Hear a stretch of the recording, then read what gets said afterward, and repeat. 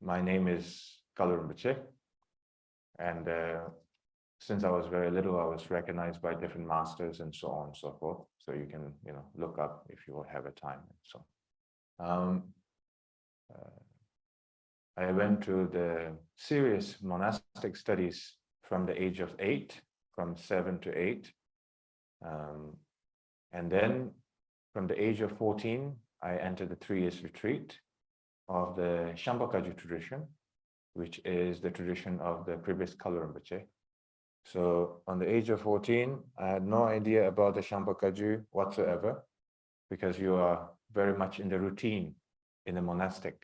You do a lot of ritual, you don't read too much history, you focus very much into what is in front of you, you just keep on doing it, you think less, that sort of a thing. And when I went to the retreat, I opened the first volume of the Shambhakaju Masters, their biography, and I was just totally connected since then. And I was very determined to uphold the lineage and fully dedicate my life to that direction. And by the second year, end of the second year, that's when we start doing the yoga. So I did my first yoga during that time, and I fell in love with it completely, because there's a lot of other Vajrayana practice that you fry your brain. You visualize this, you visualize that, you think of this and think of that and visualize this, and your body is pretty much staying in the same spot, but your mind is like, full acceleration of a lot of visualization. It's great, it's good. But the Niguma Yoga, from the moment I started, I fell in love with it, not because of the physical aspect, it's because what the effect from the physical effort affects to my mind and the perception of the reality. So that really made me fall in love with it. Not just like I'm feeling good, because the feeling good is like every other sport is like feeling good. Like you do a little bit of running, you do a little bit of exercise of this and that, you eat good food, you feel good, you meet good people, you feel good, you drink something, you feel good, and then you feel good, like that's a very basic, some sort of a limit is there. You can buy with money, you can buy without money, all of that. And but the yoga is something that you have to put your heart and your mind and your body into it, and then you can see and feel the result, at the same time not being attached to it. And that experience itself is very beautiful, to be able to experience without being attached to it. Because when we watch a movie, when we listen to the music, when we fall in love with a person, or we eat good food, we've always wanted more. But when you're able to experience something very beautiful, but without any sense of attachment, and that is that sense of detachment, but at the same time able to experience the beauty of the physical and the mind combined, that was the beginning of my Niguma Yoga journey. And then, you see, when I was in the retreat, I think around the end of the second year, when I started doing the yoga, I start to feel less and less needs in terms of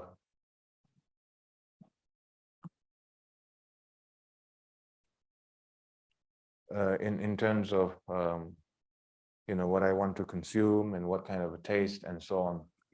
So when I was in the retreat, I ate around the end of the second year and the third year and the fourth year, because we did the Kala Chakra retreat. So that was like 3 years and 9 months in total. And during that time, I ate, 1 bowl of cabbage in the morning, and no lunch, no dinner, no snacks, no tea, no biscuit, nothing. So I just, usually in the retreat, you do like a yoga once in a day.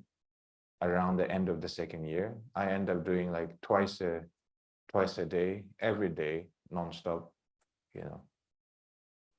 And just for the legal reason, just don't make that attempt, okay? Just for the legal reason. I don't want to be facing a lawsuit by saying, oh, that's what Kalu Rinpoche said, I'm going to try that, and I did try that, and then I end up in the hospital and that sort of a thing. And let's not try that. There's a difference between forcing it to yourself, and there's a difference between you slowly adjusting it, you know. So that's that. And then, of course, after 2008, when I came out of the retreat, I travel around, I teach, look up the center, a lot of stress, a lot of lack of sleep, a lot of traveling and teaching in different places. Then, you know, of course, I was doing my regular practice here and there, regardless of the difficulty that I faced in my life. But during the pandemic, you know, when everybody was staying indoor, and I started doing the Niguma Yoga, you know, and then I started to have tears when I was doing the Niguma Yoga, because I remembered how beautiful it was when I was in the retreat, you know, because you see, Buddhism has a different aspect, you know. When you're in the retreat, you're only experiencing Dharma, the teachings of the Buddha, nothing else. You know, then when you go outside of the retreat, then there's a, you know, politics Buddhism, then there's the institution Buddhism, then there's a cultural Buddhism. So there's a different aspect of the Buddhism. So when you have to go along with that, and then it's just quite overwhelming, you know, because when you stay in the retreat, your mind is very, very simple. You're just focusing on the Dharma only, and you're experiencing that beauty and the simplicity and the profound experience. And when you come out of retreat and you face a different reality, which is the ordinary, normal reality, nothing special, nothing bad about it, there's nothing good about it, it's just the way it is. Historically, that's how it has been existed. It's not something new that is happening in the 21st century anyway. You know, so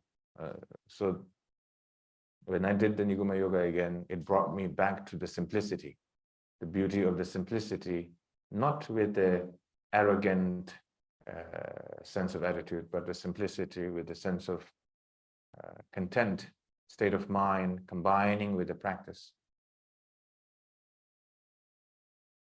During the pandemic, and I did, within 6 months, 6 to 7 months, I did Niguma Yoga 750 session. 750 session, that's equivalent to 2 times of 3 years retreat. Within 6, you know, the amount of the yoga.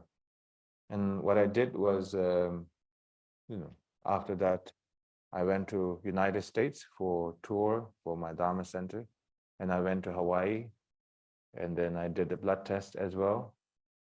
And then they took different blood capsules, you know, for different kind of tests. And then after 1 week, after them doing a research and doing a test, and when the result came back, it showed in the numbers that all the condition was perfectly balanced. Of course, it a lot to do with what you consume as well, obviously, not just the yoga.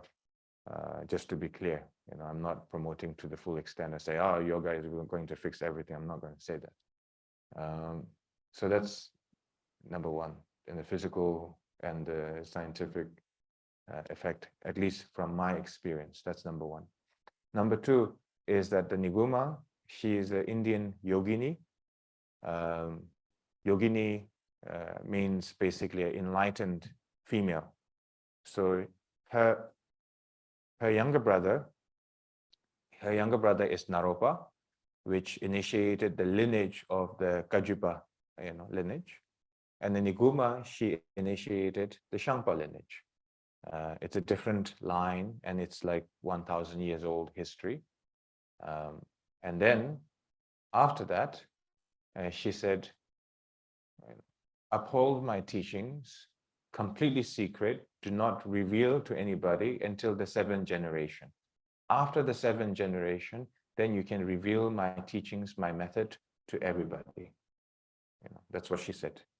And then after the 7th generation, the Shampa lineage and the teachings became public, and then it became popular throughout all the different traditions in the Nyingma master, Sacha master, Gelug master, Kagyu master, Chonang master, and then all the different branches of the the Vajrayana Buddhism. They all practice some form of Shampa, not all of it, but some form of the Shampa practice, and some all of it, especially the Niguma Yoga and so on.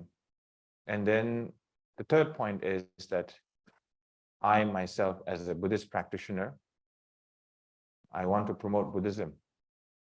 In order to promote Buddhism, you have to promote, physical and the mental well-being. And that's why I choose the Niguma Yoga. There's so many great masters who talk about, compassion and love and emptiness. It's great. But if there's a physical aspect to it, it will bring you even more further. Because emptiness, you can talk about it. Nobody can see it. You do yoga, you can see it. That's why I tell my lamas in France, when they do the 3 years retreat, when they did the first cycle and the second cycle 3 years retreat, I tell them, I don't give a damn about your emptiness because I cannot see it. You can say, I've seen the deities, but I cannot see it. You can memorize many texts, but everybody can do that. All the university students, school, when they have to do exam, everybody can memorize it. That doesn't reach you anywhere.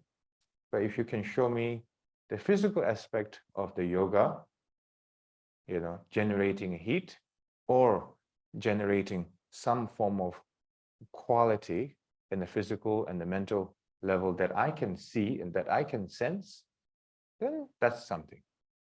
Otherwise, talking about emptiness, I can do it, you can do it. Anybody who can read a book, they can do it.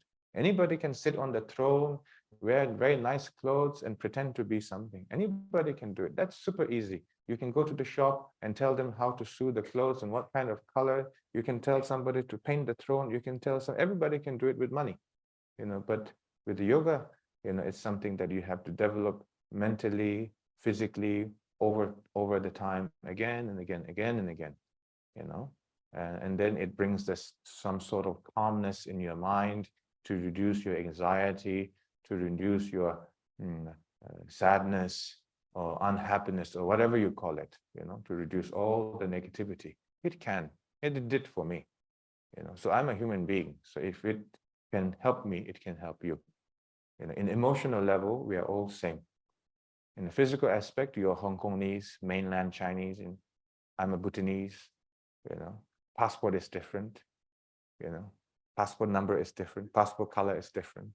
But emotional level, we are all same. We like to think we are different. But in the very core foundation, how to heal and how to overcome requires time and effort, and you're persistent with the yoga or meditation practice combined together. So the yoga is meditation, because each movement you are making, you are not just focusing on my body stretching on this side. Each movement you are making, you are mindful along with each movement. Each breath you take, your mind is aligned with it. You are not thinking before the breath, you are not thinking after the breath. You're thinking along with the breath as you exhale. As you inhale, you're keeping your mind on the point, just that. Nothing more, nothing less. So that is between beginning of the sequence, end of the sequence, within the 27 sequence. So that's that. Okay? So enough with the talk. Let's get on with the physical aspect. Thank you, everybody.